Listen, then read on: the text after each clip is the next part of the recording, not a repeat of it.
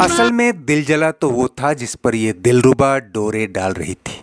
तब film industry में सीडेक्ट्रेस, वैम्प और कैबरे डांसर जैसी तमाम उपमाओं और किरदारों से मशहूर हो चुकी ये नायिका उस दौर के दर्शक ही नहीं, फिल्म प्रोड्यूसर्स का भी क्रश हुआ करती थी। मेरी प्यारी बिंदु, मेरी भोली री बिंदु। लेकिन खुद इसे जिस पर क्रश होता वो किसी और की बाहों में चला जाता।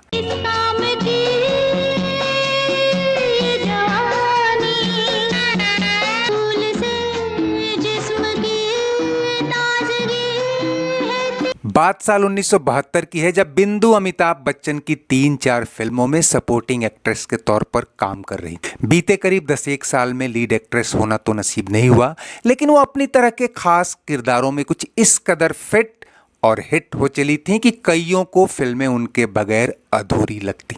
अमिताभ बच्चन की तब तक लगातार करीब 10 फिल्में फ्लॉप हो चली थीं और अब बड़ी हीरोइनें उनके नाम से ही फिल्म छोड़ भाग जाया करती थी। ये बात बिंदु को पता थी और वो इस महीने में अमिताभ को अपने लेवल पर देख रही थी और उसे लग रहा था कि जैसे उसके भीतर का लीड हीरोइन बनने का सपना आइटम डांसर और वैम्प से समझौता कर चुका है, जल्द ही ये लंबा, हैंडसम, मासूम सा दिखने वाला एक्टर भी सपोर्टिंग रोल में आ जाएगा। ऐसे में वो उससे बेतकल्लुफ बातें करती, कई बार उसकी उदासी को सहलाती और मजे भी लेती। वो जानती थी कि अमिताभ लगातार नाकामी से इस कदर मायूस है कि फिल्मी दुनिया छोड़कर जाने का प्लान बना चुका है, लेकिन उसे इस बात का अंदाजा नहीं था कि ये फिल्म उस नाकामी और नाउमीदी की जंजीर तोड़ने वाली है। और इस दौर में जब अमिताभ बच्चन के साथ एक आउटडोर शूटिंग से लौटते हुए उसने पान खाकर गाड़ी के बाहर थूका तो पीक पीछे बैठे अमिताभ बच्चन की शर्ट पर फैल गया। जैसे मैंने थूका तो पूरे छींटे अमिताभ जी के शर्ट्स पे जाके गिरे सारे। तो इतनी शर्म आई, मैंने सॉरी बोले, कोई बात नहीं। तो अमिताभ ने तब कुछ नहीं कहा और कहने की हालत में भी नहीं थे, क्योंकि फिल्म में उनकी हालत जो भी हो, सीडेक्ट्रेस उनकी लीड एक्ट्रेस से कहीं ज्यादा डिमांडिंग और मशहूर थी और उस पर फिल्मकारों की मेहरबानी भी कुछ ज्यादा ही रहती थी। आज भी बिंदु को ये थूकने वाली बात सिर्फ इसलिए याद है कि उसने अनजाने में ही एक ऐसे शख्स पर थूका था जिसकी किस्मत हवा के झोंके के साथ बदलने वाली थी। और जब फिल्मी हवा ने रुख बदला तो बिंदु का चेहरा हमेशा के लिए शर्म से लाल कर गया।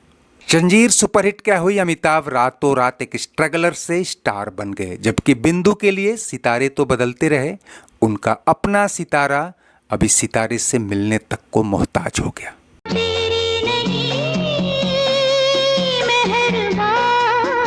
खुद जंजीर के विलन अजीत ने एक इंटरव्यू में कहा था कि अमिताभ के प्रोफाइल को देखते हुए उन्हें लगता था कि उनका स्क्रीन राइवल तो प्राण साहब का किरदार है और अगर मैं उनसे पार पा लूं तो ये मेरी अपनी फेस वैल्यू वाली फिल्म हो जाएगी। फिल्म की लेखक जोड़ी सलीम जावेद उन दिनों नए तेवर और नए कलेवर के साथ कहानियां लिखती थी और वो पूरी स्क्रिप्ट कभी किसी प्रोड्यूसर डायरेक्टर को नहीं देते, बल्कि उनकी माने तो पूरी स्क्रिप्ट लिखते ही नहीं थे, एक बार में उतनी ही स्क्रिप्ट डायरेक्टर को देते जितने में हफ्ते 10 दिन की शूटिंग पूरी हो सके। ऐसे में कोई स्टार्स को तो भनक ही नहीं लगती कि कहानी क्या मोड़ लेने जा रही है और उनके किरदार का आखिरकार क्या हश्र होने वाला है। अजीत भी तब ऐसे ही कुछ गफलत में जी रहे थे और तब बिंदु को भी लग रहा था कि फिल्म में उनका रोल जया भादुड़ी से कहीं ज्यादा एक्सप्रेसिव होने वाला है और इस एक्टर पर तो वो हर सीन में हावी होने की कोशिश कर रही थी। दिल जला के क्या मिलेगा।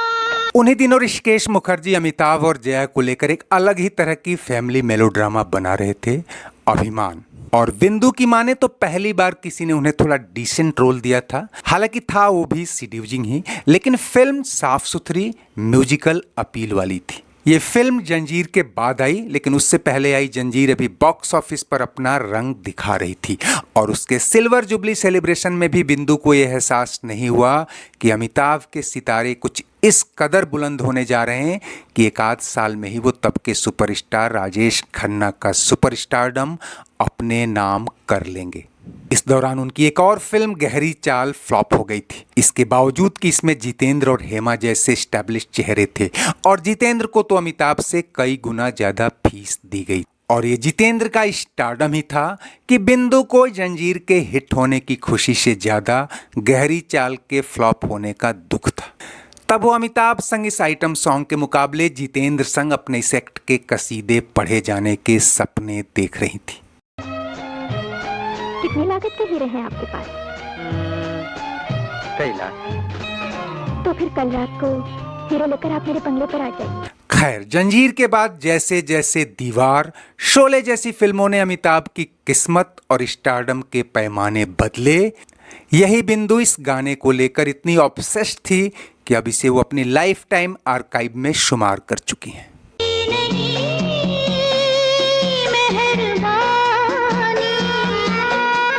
फिल्म बेशरम असल में शुरू तो साल 72 में ही हो गई, लेकिन बाद में कई वजहों से लटकती चली गई और करीब 5-6 साल की देरी से 1978 में रिलीज हुई। उस साल ही अमिताभ बच्चन की 6 फिल्मों में से एकमात्र फ्लॉप थी और 4 फिल्मों ने बॉक्स ऑफिस को ऐसे हिलाया कि अब बिंदु के लिए गाना ही सबसे बड़ी पूंजी हो गया।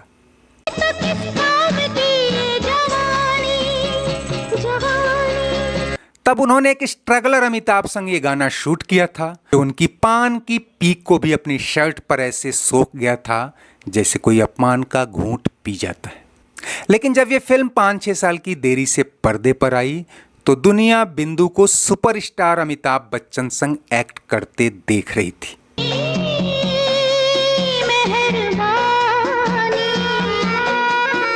और तब बिंदु के लिए एक छोटा सा गाना ही बड़ी उपलब्धि बन गया था। खैर, बिंदु को अमिताभ संग छिटपुट अपीयरेंस आगे भी मिले, लेकिन आज जब वो किसी इंटरव्यू में पुरानी यादें ताजा करती हैं तो उन पुरानी फिल्मों के एक एक फ्रेम को रिवाइंड करने की कोशिश करती हैं जिनमें वो अमिताभ बच्चन संग को एक्टर थी।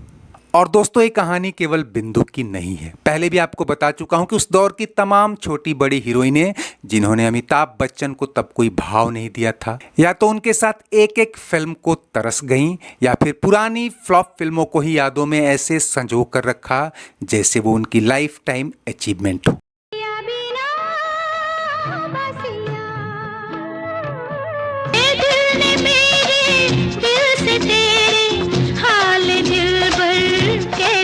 तो उस पुराने दौर की सुनहरी यादों के साथ आज बस इतना ही। चलते चलते वीडियो लाइक और शेयर तो करें ही, अगर चैनल सब्सक्राइब नहीं किया है तो वो भी करते चलें। कमेंट बॉक्स में आपकी हर राय का स्वागत है। शुक्रिया, नमस्ते, आभार।